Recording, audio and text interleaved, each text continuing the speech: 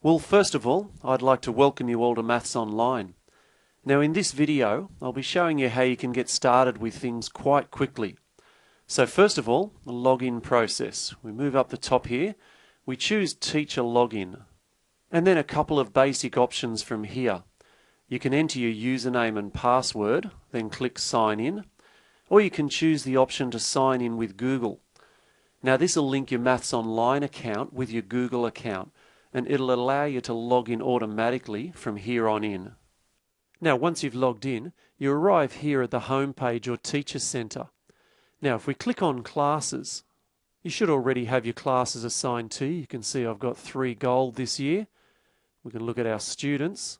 So there's my list of students down there, and it's important to note at this stage in this login column here, we have access to a student's username, but we don't have access to their passwords. They're encrypted.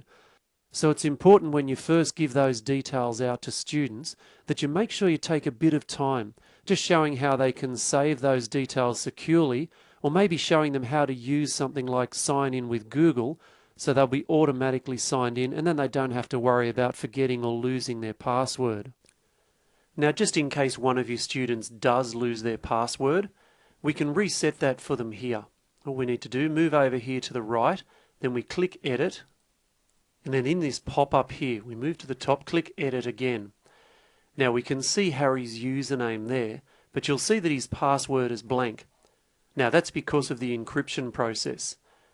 Now if for any reason you need to reset a student's password, you just enter a new password in here and then save the changes. Now I'm not going to change that on Harry at the moment though, so we'll go back up here, we'll close that down. Now there's some other changes you can make here as well.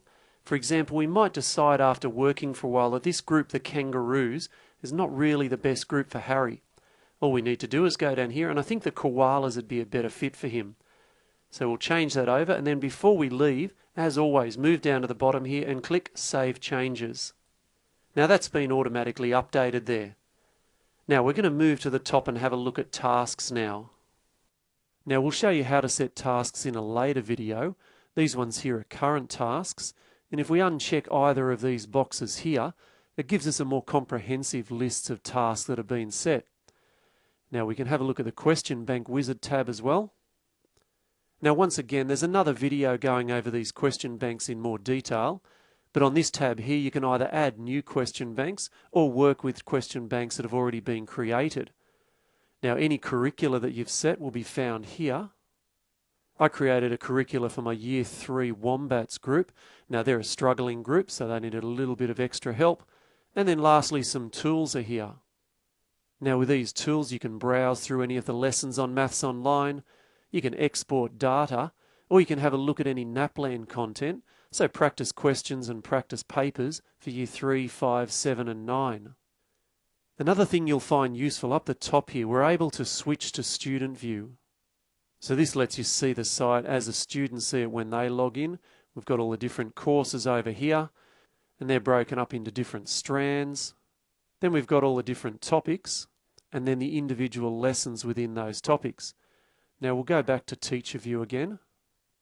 And down here you can see a little bit of a snapshot of student activity.